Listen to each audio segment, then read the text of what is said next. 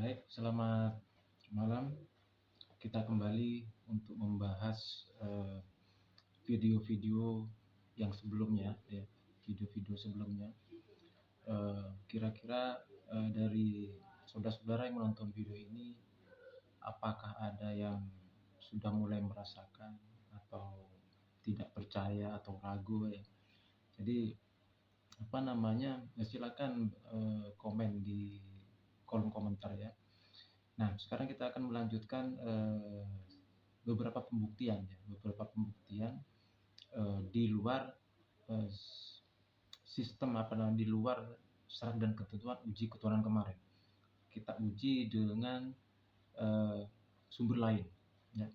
Yang pertama kita akan uji dari riwayat atau kisah, ya, yang menceritakan tentang Ali bin Abi Thalib, ya, Ali bin Abi Thalib, yang pada saat itu ditanyakan oleh seorang laki-laki dari kebangsaan Yaman, gitu, ya. Ada namanya Zikib al-Yamani atau Ziklib atau gimana gitu, ya. Artinya seseorang bertanya kepada Imam Ali, dapatkah Anda melihat Tuhanmu, wahai Amirul Mukminin? Maka Sayyidina Ali menjawab, akankah aku menyembah sesuatu yang tak aku lihat? Nah, bertanya lagi lah si orang tadi, bagaimana Anda melihatnya? Nah, ini yang menarik jawaban dari Sayyidina Ali. Sayyidina Ali mengatakan dia, maksudnya Allah, tak akan tercapai oleh penglihatan mata, tetapi oleh mata hati yang penuh dengan hakikat keimanan. Ya. Dia dekat dari segalanya tanpa sentuhan, jauh tanpa jarak, berbicara tanpa harus berpikir sebelumnya, berkehendak tanpa perlu berencana, berbuat tanpa perlu memerlukan tangan, lembut tapi tak tersembunyi. Berbuat tanpa perlu memerlukan tangan, lembut tapi tak tersembunyi. Besar tapi tak teraih. Melihat tapi tidak bersifat indrawi. Ya. Maha penyayang tapi tak bersifat lunak. Wajah-wajah merunduk di hadapan keagungannya. Jiwa-jiwa bergetar karena ketakutan terhadapnya. Nah, ini dari bahasa ini, kalau orang awam, ya, orang awam seperti kita yang nggak suka dengan bahasa sastra, ya, mohon maaf. Ini kan sebenarnya sesuatu yang jelas sebenarnya, sesuatu yang jelas. Namun karena permainan kata, yang maklum saja, karena pada saat itu era-era para sobat itu kan lagi adu tanding siapa yang terbaik, kan begitu kan. Nah, kebetulan pada saat itu Rasulullah, ya, mendapatkan kitab suci Al-Quran ini, ibaratnya kan masih berupa mushaf, ya, mendapatkan wahyu ini yang berupa Al-Quran sekarang ini, itu kan masih area-area masih banyak pujangga-pujangga gitu loh, banyak pujangga-pujangga. Dan itu pun juga sama dengan era di Indonesia, di era Jawa pada saat itu, ya, Nusantara ini ada serat lah. Jadi era-era itu masih ada berbau sastra. Jadi akhirnya orang awam, ya, satu contoh, awalnya saya bingung, bahasanya itu kok jelimet gitu, bulat gitu kan. Nah, sebenarnya di Al-Quran sudah jelas gitu, sudah jelas. Aku itu begini, modelku begini, kan sudah jelas sebenarnya. Tapi karena itu tadi, sesuatu yang jelas tadi, yang sudah jelas, nyata, ya. Al-Quran itu sudah nyata, jelas gitu. Tapi karena lahir di lingkungan sastra, ya, sastrawan, akhirnya mereka itu secara tidak langsung membuat penafsiran, ya. Karena lagi asik-asiknya buat sastra lah, ya, buat karya sastra. Jadi akhirnya sesuatu yang jelas akhirnya menjadi kabur gitu loh.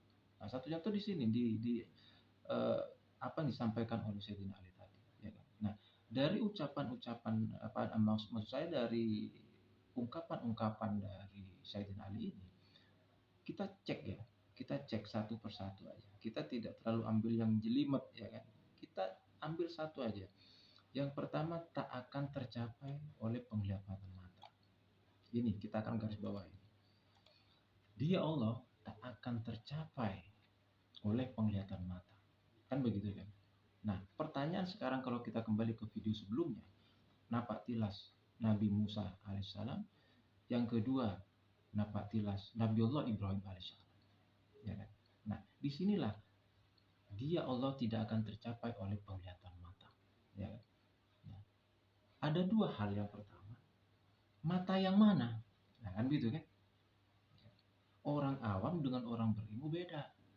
Dalam dalam apa ya? Kalau orang awam mengatakan tidak bisa dilihat oleh mata, ya mata ini sudah ini tidak bisa dilihat dengan mata fisik, mata yang mereka miliki.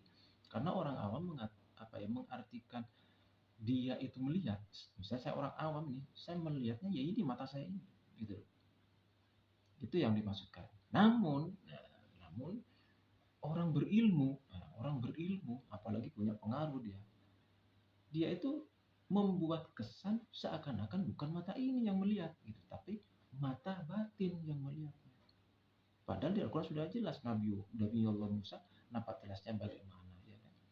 Dia itu melihat gunung Tursina. Jika engkau Musa bisa melihat gunung itu masih ada, maka engkau akan melihat diriku. Nabi Allah Ibrahim terjadi pergeseran, satu objek di tempat yang sama bergeser, ya kan? Tapi tempat ini tetap, sementara bulan, matahari semua bergeser. Posisi tetap lokasi yang tetap inilah akhirnya apa? Nabiullah Ibrahim mengakui bahwa itulah Tuhan. Kan begitu. Nah, penglihatan mata, ya mata inilah yang kadang karena sastra itu dibulak-balikan. Jadi permainan kata. Saya rasa banyak masyarakat kita sekarang ini masih terjebak dengan permainan-permainan kata, gitu. Artinya eh, seakan-akan dibuat susah, gitu, ya. Ya mungkin ini memang kondisi yang harus kita terima, gitu. Memang kondisi yang harus kita terima sebelum-sebelumnya, gitu, ya. Jadi sulit untuk mencapai ini, dibuat bingung, gitu. Masa dibuat bingung dengan bahasa-bahasa sastra seperti ini, ya. Jadi itu yang pertama terkait dengan mata. Yang kedua, di sini sudah jelas, ya, jauh tanpa jarak, ya kan? Terus dekat, iya dekat dari segalanya tanpa sentuhan. Dekat dari segalanya tanpa sentuhan. Kita cek, ya, kita cek. Pemahaman saya, mohon maaf, pemahaman saya tentang Tuhan saya adalah Marwah ini. Fisiknya adalah Marwah. Dohir Tuhan saya itu Marwah. Dohir Allah saya itu Marwah. Kita cek sekarang. Dekat dari segalanya, jelas menyelimuti segala sesuatu, seperti yang saya sampaikan kemarin, ya, tanpa bersentuhan. Kita cek, ya. Ini kita bersentuhan, sekarang kita nggak bersentuh, kita mungkin nggak bersentuhan, ya kan?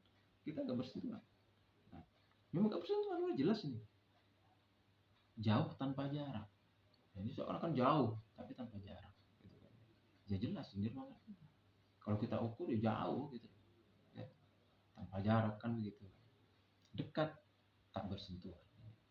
Nah ini bersentuhan. Berbicara tanpa harus berpikir sebelumnya, berkendak tanpa perlu rencana, ya karena memang yang memiliki hidup, ya, ya Tuhan Allah saya ini, kan gitu kan. Tuhan Allah kan dari zaman hidup. Kita hanya merasakan bahwa kita itu sekarang hidup. Buktinya apa? Saya bisa berbicara, kan begitu. Kita bisa bergerak, hanya merasakan, ya kan? Nah, berbuat tanpa perlu memerlukan tangan, ya jelas, karena tidak serupa dengan makhluknya, kan begitu, sama manusia, kan begitu kan. Lembut tapi tidak tersembunyi. Nah, ini sebenarnya sudah jelas sebenarnya, cuman karena dibumbuin dengan bahasa-bahasa yang membingungkan orang awam, ya kan, akhirnya apa, bertahun-tahun bahkan berpuluh-puluh tahun Allah ini nggak nggak ketemu-ketemu, bahkan bukan nggak ketemu-ketemu, sebenarnya dirahasiakan, gitu. Ngapain dirahasiakan, kan begitu. Toh eh, Tuhan juga mengatakan bahwa manusia itu sama di hadapannya, kan begitu, ya. Tapi itulah kondisi yang sudah terjadi, ya kan. Ya, kita bahas lagi, lembut tapi tak tersembunyi. Lembut tapi tak tersembunyi, ini kan, ini lembut ini. Ada tepung, kita cek kalau ada tepung, ya, lembut ini. Asap, lebih halus lagi asap, gitu. Ini lembut tapi tak tersembunyi, gitu. Besar tapi tak terakhir. Besar, coba cek diraih apa seperti apa, nggak bisa. Diraih apa seperti nggak bisa, ya, itu. Jadi semua yang disampaikan di sini adalah apa ya, permainan kata-kata sebenarnya yang membuat masyarakat kita tuh bingung gitu. Ya mohon maaf. Jadi banyak orang itu akhirnya, salah satu contoh, yang kedua nih, kalau dari apa, yang disampaikan Sayyidina Ali sudah jelas tadi ya, tidak tercapai oleh penglihatan mata, sebenarnya kita tertipu di bahasa saja gitu, tertipu di bahasa. Mata bagaimana orang awam mengatakan mata ini, saya ulangi lagi, orang awam mengatakan mata ini. Tapi orang berilmu, misalnya saya nih, agar ingin Tuhan tidak diketahui, mata yang mana? Matamu nggak bisa, karena saya sudah paham ilmunya. Mata tidak mungkin bisa mendengar. Satu contoh saya sebutkan di video kemarin, orang mati dengan orang hidup, kalau dipanggil yang noleh yang mana? Sama aja, kan begitu kan? Orang meninggal, matanya diginikan, ya apa namanya, diginikan, berkedip apa enggak? Nggak mungkin berkedip. Nah, itulah orang berilmu, karena orang berilmu itu sudah tahu sebenarnya yang melihat itu siapa, yang mendengar itu siapa, gitu. Tapi nggak mau dijelasin, gitu loh. Itu yang sebenarnya yang terjadi di mayoritas teman-teman pencari kebenaran ya. Kalau ada bahasa itu jalan salik apa seperti itu ya. Itu yang terjadi di masyarakat kita sebenarnya. Nah, yang kedua ini adalah ada bahasa yang populer di kalangan para santri ya, mungkin juga kalangan pencari kebenaran ya kan. Yaitu bahasanya adalah man arofa nafsahu faqad arofa rabbahu. Ya kan? Faqad man arofa rabbahu. Nah, setelah itu man arofa nafsahu faqad arofa rabbahu. Barang siapa yang mengenal dirinya, sungguh ia telah mengenal Tuhannya. Prakteknya di lapangan begini kebanyakan. Jadi eh, pengalaman kami mungkin kita hanya meniru lah ya, meniru pada suatu komunitas. Akhirnya mereka cenderung eh, mencari dirinya gitu. Begitu dia tanya diri yang mana, ya, diri yang sebenarnya diri. Nah, ini sudah mulai bingung lagi nih, orang awam ini mulai bingung lagi gitu loh. Ya. Orang awam ini mulai bingung lagi. Ya. Sekarang kita cek man arofa nafsahu. Setelah saudara-saudara menonton video saya kemarin, ya, setelah penjelasan ini berbicara tentang Tuhan saya ya. Saya berbicara dengan Tuhan tentang Tuhan saya. Bagaimana man arofa nafsahu faqad arofa robbahu. Ini robbahu di sini ini adalah Tuhan saya. Saya anggap Tuhan saya. Kita cek sekarang. Orang-orang awam sebenarnya ingin seperti ini loh. Siapa yang mengenal dirinya? Satunya tuh nih tangan ya. Ini diri, saya anggap diri. Karena bagian dari diri saya kan gitu kan. Barang siapa yang mengenal dirinya, sungguh ia telah mengenal Tuhannya. Cross checkkan lagi dengan kejadian Nabi Ibrahim dan Nabi Musa. Cek lagi. Siapa yang mengenal dirinya, saya tahu nih, aku kenal ini tangan nih, ini tangan saya nih, ya. Maka akan mengenal Tuhannya. Antara mata dengan tangan ini, siapa? Antara mata saya dengan ini ya, kita cek ya, antara mata saya dengan ini. Siapa? Ini kan si ini tadi yang kemarin ini kan. Ini. Antara mata dengan ini, antara gunung dengan mata Nabi Musa. Antara gunung dengan mata Nabi Musa. Antara mata Nabi Ibrahim dengan langit. Ya. Siapa yang dilihat? Dari warna hitam itu. Di sini hitam nih, langitnya sudah hitam kan, burungnya udah nggak ada. Apa yang antara mata Nabi Allah Ibrahim dengan yang warna hitam? Apa bedanya? Sama. Gitu. Sama, persamaan objek. Gitu. Kita samakan aja. Itu sebenarnya gitu. Kalau misalnya kita uji, sudah kita uji kemarin kan begitu. Kita uji kemarin. Jadi hanya ya? Sesuatu yang disembunyikan kalau saya amatin seperti itu. Ya, terlepas itu karena kesengajaan manusia ya, atau saya rasa itu tidak terlalu tidak perlu dijadikan sebagai bahan konflik sebenarnya tidak. Apapun yang terjadi itu sebenarnya adalah kehendak Tuhan untuk disembunyikan di Muslim Indonesia. Gitu. Untuk disembunyikan. Mungkin dengan video saya ini Tuhan mulai membuka diri. Nah, seperti itu. siapa tahu seperti itu. Nah, ya kan? Jadi yang pertama masyarakat itu terhipnotis dengan bahasa sastra, jelimet, ya, bulet kan gitu kan. Nah, masyarakat awam kita ini kebetulan juga ya mohon maaf Nusantara ini orangnya kan manut-manut juga kan begitu. Dan tergantung dari apa namanya ya, siapa yang dia itu hormati maka dia itu akan manut gitu loh. Ya maklum kita kan sudah jadi jajahan-jajahan bangsa-bangsa luar sebelumnya. Itu yang ingin saya sampaikan. Jadi yang pertama pembuktian lain dari Sayyidina Ali sudah benar ya, sudah terbukti juga ya. Halus ya, lembut, nah gitu kan. Itu yang kedua, man arofa nafsahu faqad arofa rabbahu. Jadi karena saudara-saudara misalnya ini sudah tahu ya, Tuhan saya misalnya, dan ingin apa namanya, ingin melakukan eh, pengenalan diri dengan kata-kata man arofa, maka silakan saudara-saudara itu bisa membandingkan ya, ibaratnya pinjam Tuhan dulu, pinjam Tuhan ya. Bagi yang tidak meyakini atau mengingkari Tuhan saya atau ragu dengan Tuhan saya, silakan ya, bandingkan ya. Man arofa nafsahu faqad arofa rabbahu, ini bandingkan dulu ya, itu. Nah, selanjutnya kenapa saya angkat topik ini lagi ya?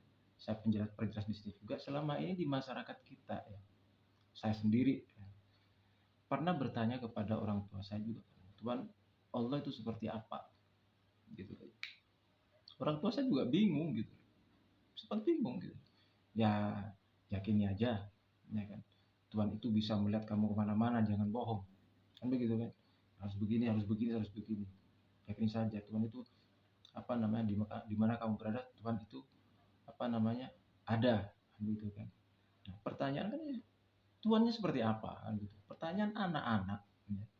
Anak-anak ini kan ibaratnya uh, kritis dan ingin tahu seperti apa, tahu gelas misalnya, gelas seperti apa, bukan tidak bisa diceritakan seperti ini.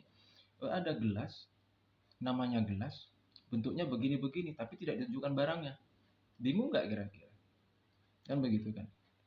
Jadi karena pernah ini ada pengalaman saya juga, ada orang dewasa pada saat itu, saya juga ngaji tasawuf juga, ditanyakan, Pak, Bapak itu tahu buah kiwi? Buah apa itu? Eh, Kalau buah kiwi itu adanya di Australia, dia bilang gitu kan. Ada di Australia. Aduh nggak tahu. Kira-kira Pak, saya mau tanya. Saya besok bawakan buah kiwi. Saya pecah nih buah kiwi ini, saya pecah. Ya, saya bagi, saya iris pakai pisau misalnya. Setelah itu saya kasihkan ke jenengan ini, ke Bapak ini. Bapak coba atur, ya, atur kembali jadi buah kiwi. Apa jawaban dia? Long buah kiwinya aja saya nggak tahu modelnya kayak apa, bentuknya seperti apa. Kan begitu. Jadi apa namanya, harapan saya karena satu, Tuhan itu adalah database sumber ilmu pengetahuan. Yang kedua memang Tuhan kita, tempat kita berasal dan kita akan kembali. Jadi ini perlu, karena tuntutan pertama rukun Islam adalah 2 kalimat syahadat. Kan begitu kan. Anak kecil bukan hanya anak kecil sebenarnya, orang dewasa rata-rata masih bertanya gitu. Kapan Anda semua ini menyaksikan bahwa Allah itu adalah Tuhan Anda? Kan begitu. Cukuplah dengan hati. Kan begitu. Nah, dengan hati ya kan, ada seakan-akan dipaksakan seperti itu kan begitu. Nah, kalau Nabi Allah Muhammad bagaimana? Oh, wujudnya manusia. Oh, kalau manusia aku percaya, karena apa? Di sana ada sejarah seperti ini, seperti ini. Ada yang pernah bertemu kan begitu. Tapi dengan Allah kan begitu kan. Seperti apa? Gitu. Cukup diyakini saja. Ya kan? Ya. Naluri manusia, ya kan? Naluri manusia dan akal ini kan mencari. Gak usah jauh-jauh, gak usah kita yang mencari, gak usah kita yang mencari. Ilmuwan aja nyari, kok apalagi orang awam gitu. Ya, di sana.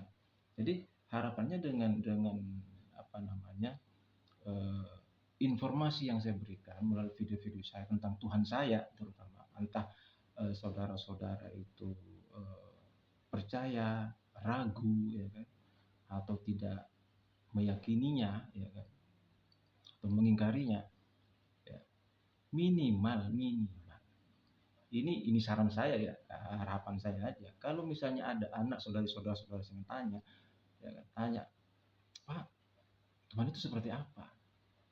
Kalau Anda itu belum menemukan Tuhan yang seperti saya, bisa pakai dulu lah, pinjem Tuhan saya dulu, dipinjem. Ya, Tuhan itu begini-begini, itu aja. Selesai. Gitu. Sampai Anda menemukan, robahlah doktrin itu. Tidak apa-apa.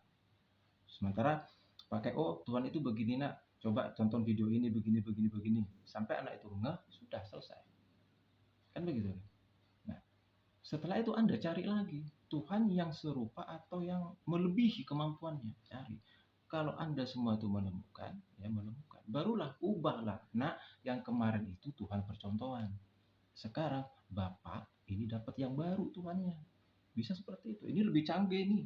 Ini lebih canggih. Bisa seperti itu. Gitu ya. Jadi itu. Jadi apa namanya, harapan saya ini membuka pola pikir kita orang awam bahwa jangan terjebak dengan sastra ya, kata-kata gitu loh. Al-Qur'an jelas kan begitu kan. Walaupun di sana disampaikan ada ayat yang apa yang samar, ada seperti apa kan gitu kan. Tapi intinya kita mencari Tuhan di sini. Mencari Tuhan pun dengan bahasa samar aja jelas sudah Tuhan itu samar. Kan begitu kan. Tuhan itu apa yang kita omongkan ya apa ya mengarah kepada Tuhan gitu loh. Ya. Jika coba dicek aja, dirasakan. Apa yang Anda omongkan akan mengarah kepada Tuhan semua. Mau mantra apa jampi akan mengarah. Akan mengarah kepada Tuhan semua. Ya, itu. Jadi pesan saya terakhir adalah sebelum menutup video ini, mengakhiri video ini, ya, pesan saya bagi Anda yang percaya, ya kan, saya merasa alhamdulillah ya kita berarti Tuhan saya benar gitu kan. Sesuai dengan maksudnya bukan berarti benar sebenarnya benar enggak. Artinya menurut saya benar, tapi sama. Berarti kita satu iman, Tuhan kita sama, agama sama, kitab suci sama, Tuhan sama, sosok Tuhan kita sama. Namun apabila Anda tidak percaya dan ragu, ya kan, tetap PR saudara-saudara sekalian kan begitu. PR Anda sendiri gitu kan. Silakan cari Tuhan yang lain kan begitu kan. Namun apabila masih belum menemukan, maksud saya, apabila saudara-saudara yang menonton video masih belum menemukan Tuhan yang sebenarnya, ya kan, percayalah, ya, percayalah. Tuhan saya, ya, yang saya namakan Allah ini, yang sudah saya tunjukkan ke saudara-saudara ini, pasti selalu menemani Anda. Ya. Walaupun tidak dianggap Tuhan oleh Anda semua di sini, tidak masalah. Anggap saja teman. Manakala Anda sedih, pandanglah dia, rasakanlah dia dalam diri Anda. Saya yakin Tuhan saya nggak pilih-pilih, gitu. Saya yakin itu. Silakan dicoba dirasakan. Ya mungkin itu saja video kali ini. Semoga bermanfaat. Jangan lupa dukungannya.